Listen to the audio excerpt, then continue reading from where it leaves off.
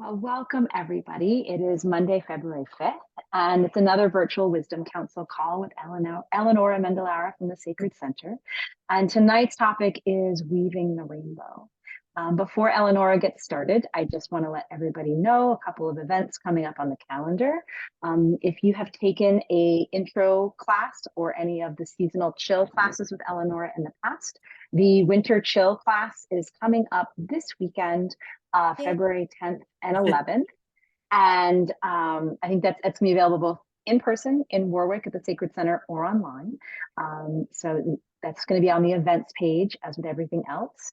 Also coming up is the trip to Peru is now open and seats are filling. So if you're interested in going to Peru in September, please visit the Journeys page, sacredcenter.net. And if you haven't yet studied with Eleonora but are interested in beginning to do so, we invite you to check out the intro class, which is offered again on the website. It's a on-demand video course, a couple of hours long, and it'll really give you a background of everything that's going on with Chill, with Chumpi illumination. And that will be your building blocks to get started in the mystery school and starting to learn this healing technique that we do with the Chumpis. So without further ado, Eleonora.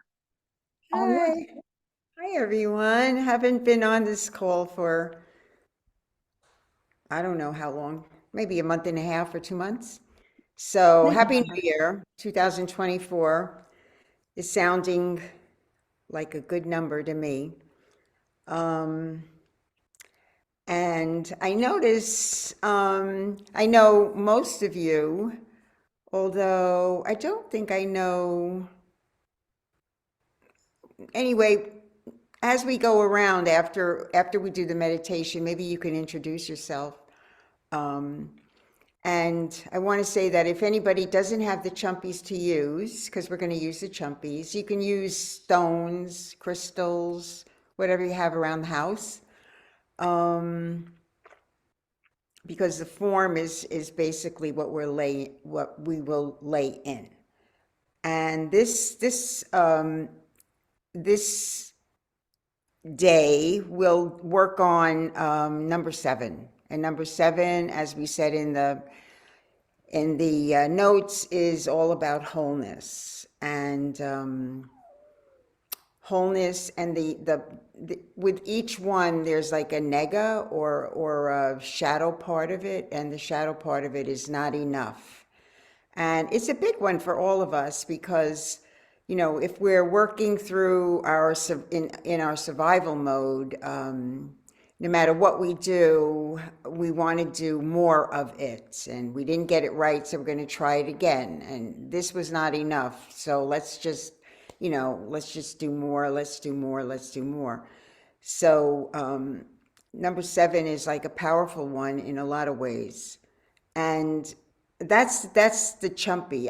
I brought an old Chumpy 7 points. These are all representational of the mountains, right? And this is an older one, probably at least 100 years old. This was my first one, actually, that I got when, I think 20 something years ago. And this is a newer one, right? And they do embody the mountains. And 7 is mirrored with the mountain Umantay. I talked to my guide on What's Up yesterday, and I said, give me a little take on Umantay, because Umantay is a wise woman, right? And he said, Umangai. In Quechua, it's Umangai, Umankai. And he said, it's the leader mountain, but it's feminine, right? So it's the great mother, it's the great wise woman mountain. Interestingly enough, and it's tall, I think it's 19,000 feet. Right next to it is Salkantay, and Salkantay, Salka means wild, is the wild feminine. So Salka is the movement and the wild and trying out, and the wise mother is standing there, not reprimanding what Salka is doing, but just standing there in complete presence, just as a wise mother would do. Actually, I tell this story a lot and I love it. And it's about when Peru, there was a big fire that was coming close to Machu Picchu. I think it was about 15 years ago. And we couldn't actually get on the train to go to Machu Picchu because the fires were coming in closer and closer. There was smoke everywhere. And they had called all the male shamans from all over, and the healers from all over the Sacred Valley to try and stop and rattle and do whatever, to stop it. Nothing worked. So they called a woman healer from Bolivia. And the story goes she came over and she just sat in front of Machu Picchu in complete stillness, in complete wise woman form, and the fires started to go out, right? So just by being just completely present, not judgmental, open, not in survival mode, the fire stopped. So that's the energy of Umantai. Umantai is, when you look at it, it's just still, and in front of it is a gigantic glacier, and there's a gigantic lake. And what Ruli had told me was that once a year, all the Andean people go to the lake and they throw their hucha into it, meaning hucha is heavy energy.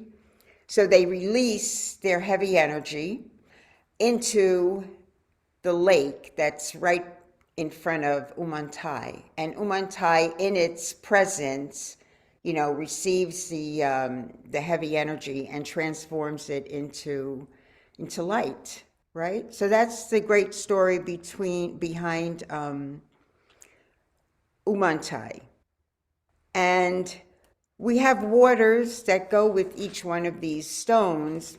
And the water that I got from each one of these sacred places, I had collected water over many, many, many years, brought them home, created water essences out of them. And number 7 is weaving the rainbow. And how that fits into the energy of this is that,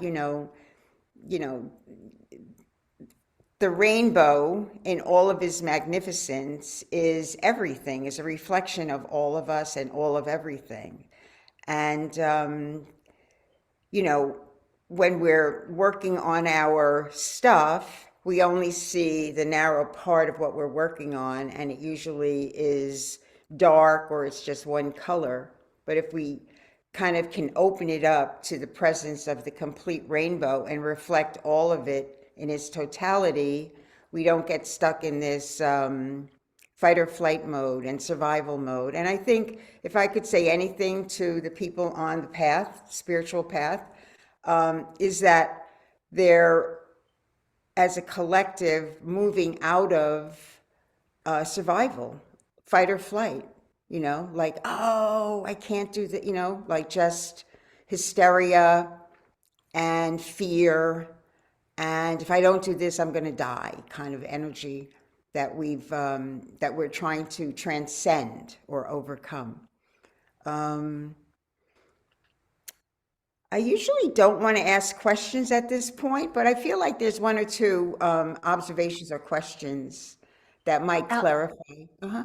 just at the most practical level, do you have a bottle just to show people the essences and what you mean by how you offer these to folks?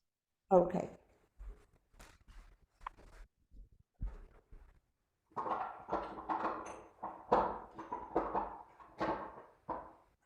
The alchemist at work. Just bubbling up a pot right now, batching them all together, distilling the rainbow, getting it into little tiny bottles.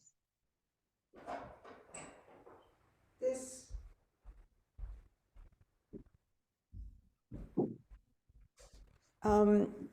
they kind of look like this. And believe it or not, I actually put them in Coke bottles.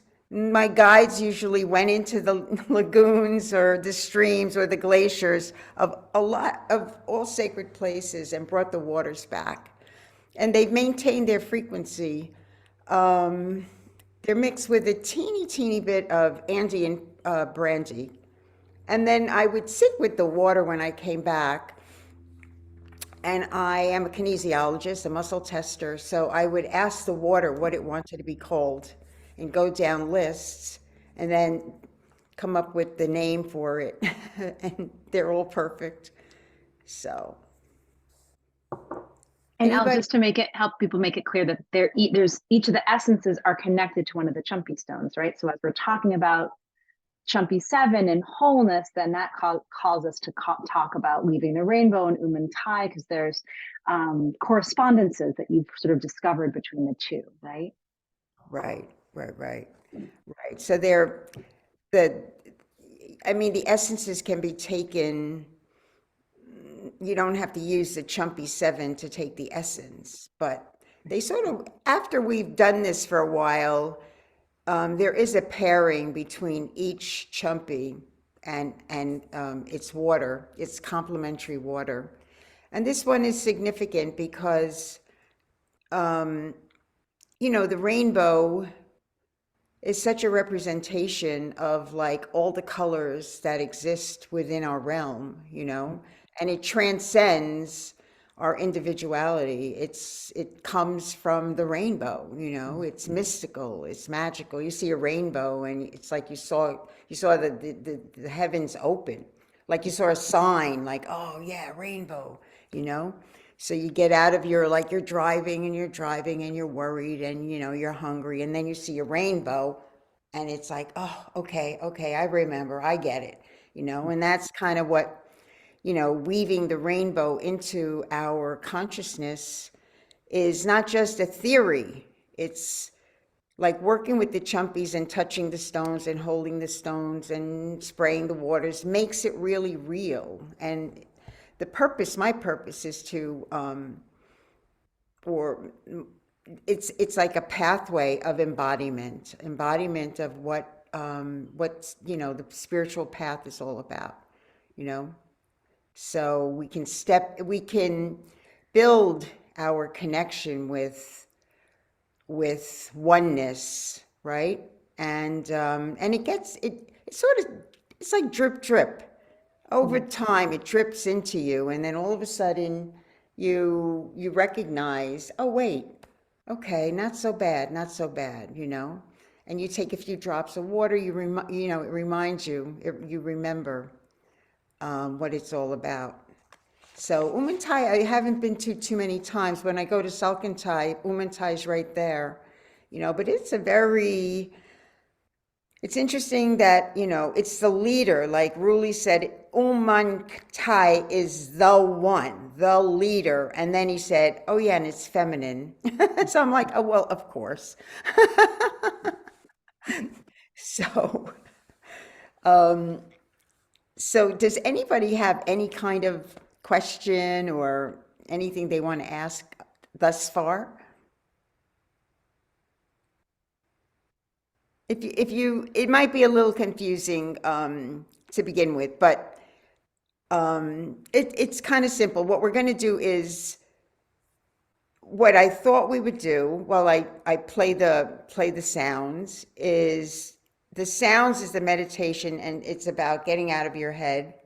And when you lay down, first, we need a form around us. So the form that came up is the form of, wait a minute, I had it all.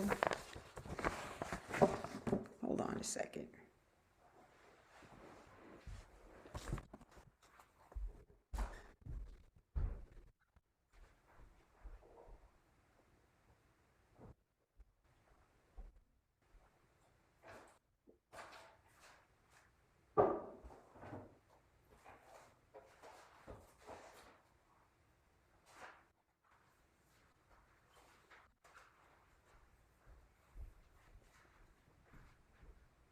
Well, oh, here it is. I kind of drew it. It came to me that we would need um, 6 stones, and there would be 1, 2, 3, so like a pyramid without the base. As above, so below. Do you see that? So we would need 6 stones.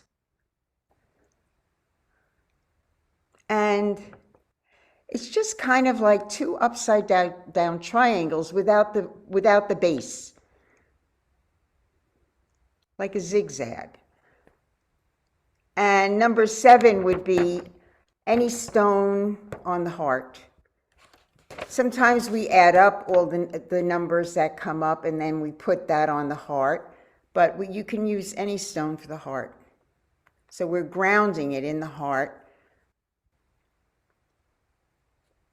Over time, a lot of the work that goes on is about really centering from the heart space. And the more that happens, the more deeper we go into it, and the mind takes a back seat. And we just move from the heart and know that the Great Mother is not judging us for what we do. It makes everything a lot easier. So did everybody? Right, so it's kind of like as above, so below. And you can just pick the stones, intuitively. And as I play the sounds, just envision being in front of Umantay, like laying there, in between the mountain and that great lagoon in front of it, the glacier lake in front of it. And then, have the two, I'm not going to tell you what to do, but the idea is to release or actually what you could do is just offer the hucha. Hucha is heavy energy into the lake, into the glacier, and just see how everything else comes after that. You're releasing your hucha, and it's really interesting in Peru because they don't name it like, oh, I said a lie to this one and I did that wrong and I did that wrong. Hucha is heavy energy. They don't say it's negative energy. They say it's just heavy. And if you want to do anything with hucha energy, you offer it to the Great Mother Lake. And the Mother Lake takes care of it, and that's it. It's such a great way to use nature and all these great energies instead of the mind. Anybody have any questions? Okay, let's just lay down. I'll give you a few minutes, and I'll play some sounds, and we'll see how we could, how the work just takes hold.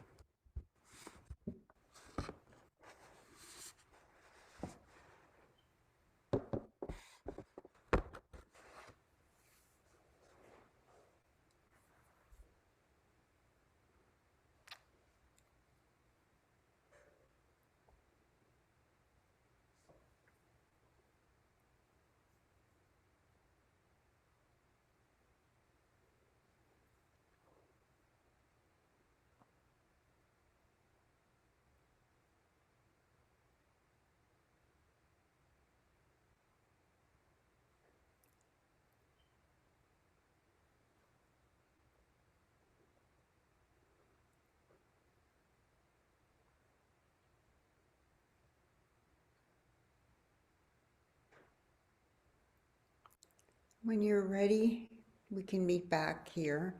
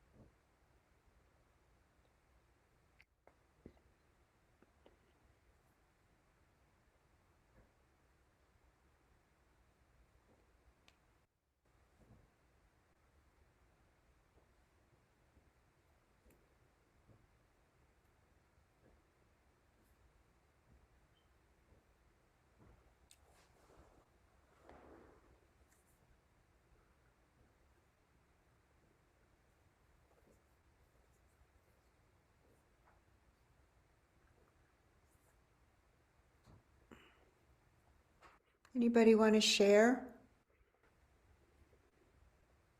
or ask a question?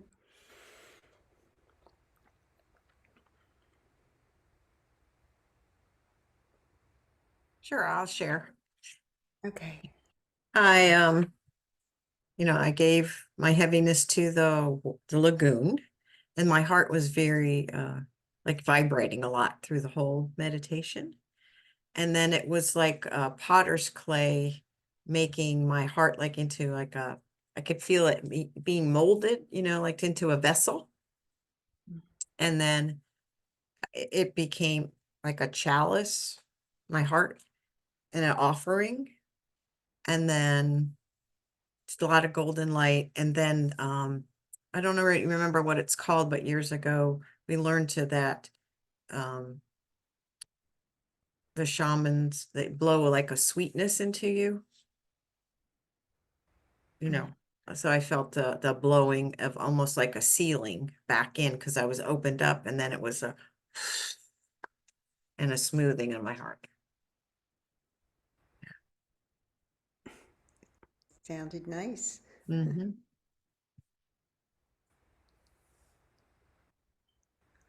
Anybody else? It looks like Shay has her hand up. Go ahead, Shay? Shay.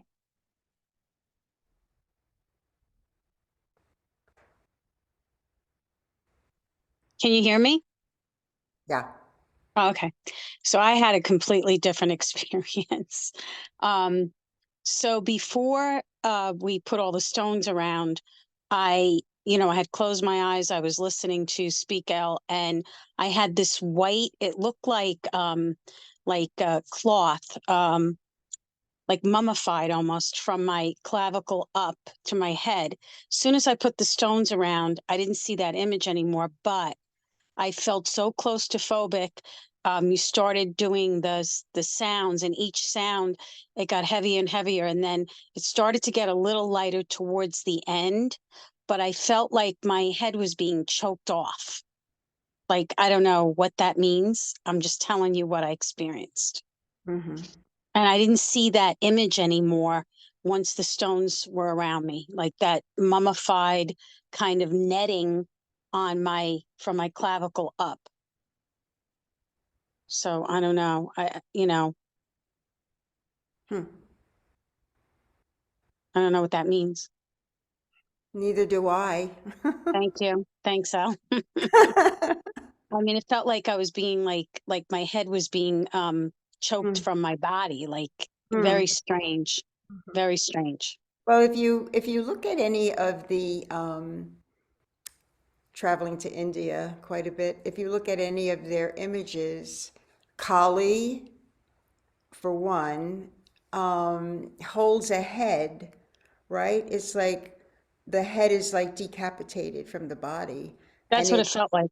it's very symbolic of like releasing the mind from, it's very symbolic of releasing the mind from the body so that you can begin to try to begin to experience the whole self moving you through life instead of the mind. And So, I think that's exactly right because, as you know, my mind is always ahead of my body. So that made so much sense. So my mind is in the way of me getting the rainbow that I've been chasing for 40 years, basically. That's basically what's happening here. well, so again, the chasing anything, will never get you it. That's Of the course. secret. That's right. So it's really great. It's like a very great symbolic meditation. I would do. Did you add up the chumpies? Not yet, because I didn't have time because you started the sound, so I wanted to get in what I had I done. think, yeah. So when we get off, tonight, just sleep with um, the same form around you. What's interesting about this form is that it's like a cup, like a chalice up, Hmm. like there's no top to it. So it's like Hmm. receiving the waters. And then and it also is that from the top down. So I think that like it'll be good to just meditate with the Yeah, I same. was gonna sleep with them, but I have 7 on my chest, so when I add them up, add it up with the 7 as well, right? No, add up to 6. Okay, and then also, just so you know, I have that rainbow colored beaded necklace that I got from you from Peru. They're beans, I guess, but they're all rainbow colored. I have that around my neck and I have Saint Benedict on me as well. And I put drops of Weaving the Rainbow and Healing Source on me. So Sounds I like don't you know. got everything covered. Yeah, I Great. really wanted this. So, Okay, great. but Anybody else? I'll sleep with this. I'll sleep with Okay. this and see what happens. Yeah. I love the input. So if anybody's brave enough to tell me what they experienced, I'd appreciate it. Dale? Mhm. Oh, I have to take my hand down. Just was super, super relaxed. And that was it. I was just like really deeply relaxed. And I added everything up and it comes to a 3, which is unity, bringing body, mind, and spirit together. So it was just beautiful and simple and clean and Mm. relaxing. Thanks. I had kind of a big thing earlier today, yesterday, right before I was going to work on Sue. I picked up my rose quartz stone just to bring it in the massage room with me. Uh-huh. And I sat down to put my shoes on, and it's sort of like I started getting messages, and I could see when we were in Peru, my mother, my father, and my dead sister were together on Island of the Moon. Hmm. We're there again, but they were like these crystal beings. They like were radiant light. Hmm. And my father again came and apologized for everything. And what I got was that he had to play the role of the villain this lifetime. Hmm. And he's like, I did a really good job of it. And I'm sorry that you were caught in the crosshairs. And afterwards, I realized that we're all sort of playing a part. Like, we're here in this movie and we all have our role to play. And like if you're in a play or in a movie or something, and you're finished playing your part, and you all get together afterwards and you go out and have a drink or a bite to eat, you don't hate that person for playing the part that they're playing because you recognize that they're just playing a part, that that's not who they are. And that was what I felt after that visitation or whatever you want to call it the other day was a real clarity of, that but everybody, we're just playing a part, and it's not who we are.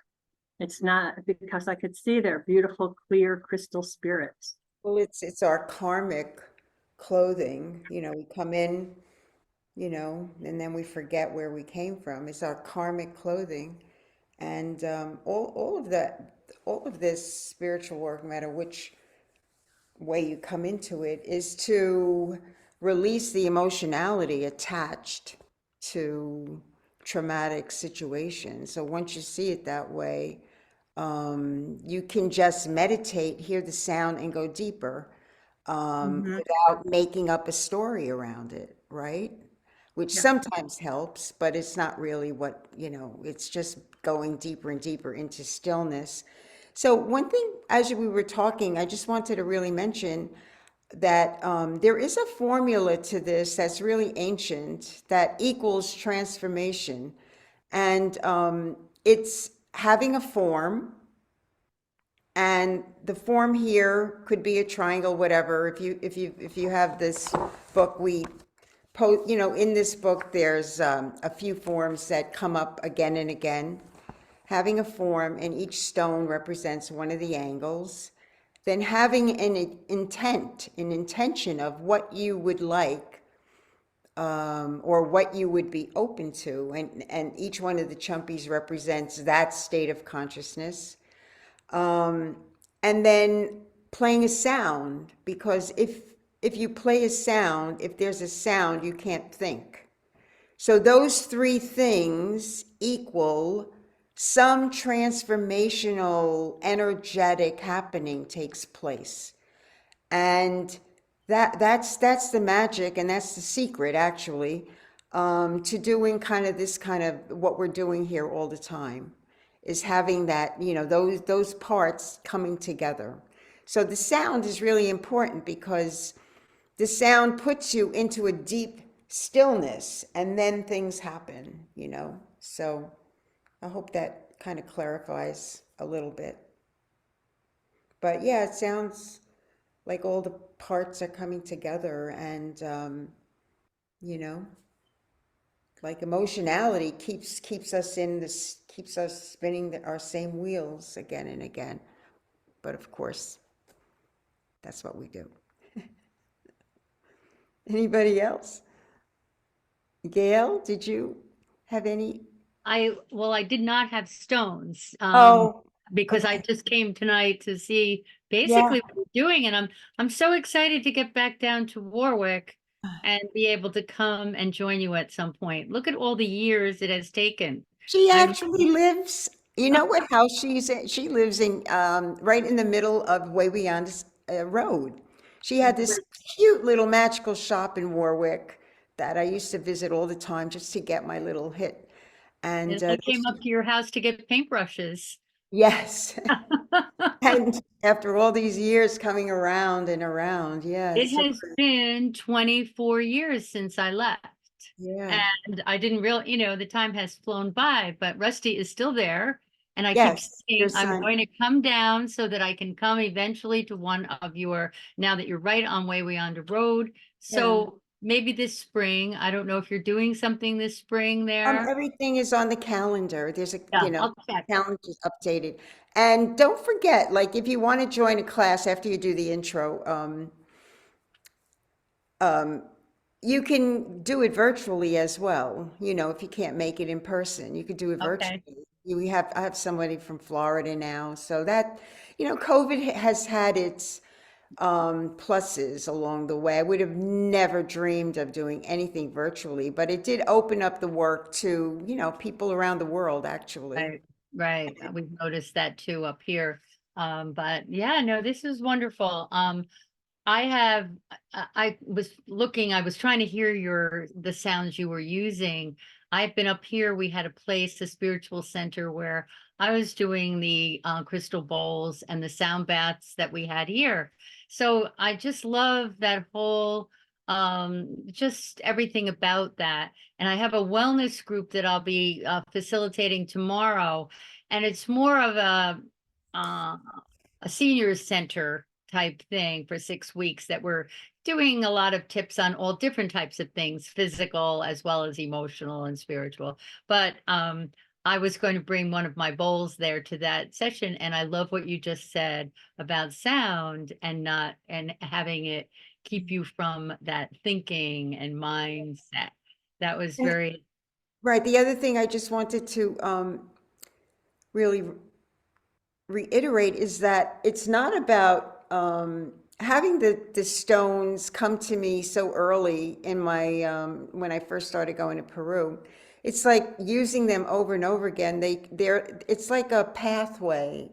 It's a consciousness pathway. It's an actual road in consciousness that, you know, as soon as, if you do it again and again, the minute you lay down and you have the sounds and you have the stones around you, it puts you right on the road. So you don't have to go looking for it.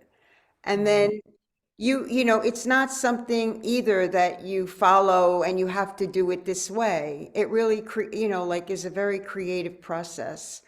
But the mountains are really important on this planet because each one of them, as you know, some of them are more powerful than others. And by that, I mean they're more linked to the star systems, the galaxies, and that link up in and of itself energetically, you know, in some part of us goes like, oh, there's more, you know, and that more just sort of, you know, links into you over and over again, and you begin to really feel like the expansion without having to, you know, sit and meditate every day for like an hour and all that stuff, although that's right. good too. But I have a question to ask you. When people were talking about adding up the stones, what does that mean? What do you do?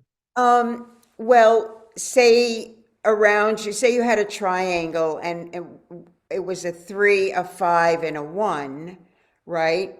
So the 3 and the 5 and the 1 would equal 9, and actually 9 would be your medicine, what they all add up to. That would be what you're working on. Okay. Then you could Okay. just look in the book. And the stones too, I have sets of stones. I don't really, I'm not a, you know, great salesperson, but I noticed that in some of my people would come to the workshop and they say, oh, I bought the stones. Well, they would go on Shaman's Market, which is fine. But the stones that I have made are made by a specific woman who knows the work that I do, who gets the best stones from the mountains. And it's beautiful. Like, so if you didn't get your stones yet, it would be you know, like a good idea to get them from the Sacred Center. Yes, well, I did write to you, and I did order somewhere on one of the pages. I did say that I'd like to order the stones. Oh, So okay. I don't know if you got that or not. No, but when you come down, or if you come down, or we could do it, you know, online, you can email me and I could show you what they look like and all of that stuff. Yeah, Whatever. because I probably won't be down till at least, I don't know, this spring I'll be down. Yeah, But but you're a stone lady, so once you start working with the stones, I love stones. And I did send you a message. I don't know. I'm not sure on what form I said that I would like to order the stones, but oh, okay. I'd like to do that. All right, I'll get back to you then. Anybody else? Great. So we'll just wrap it up. I really appreciate everybody being here because it takes a village, actually. And the village is becoming planet Earth, little by little, I promise. So, so love to everyone. If you have any questions or about anything that we did, you could just text me or email me, okay? And I will see you next time. Thank Okay. you. See you this weekend. Good night, everyone. Yeah, Thank you. Good Thank night. you. Nice to be with you. Thank you. thank you. Thank you. Thanks,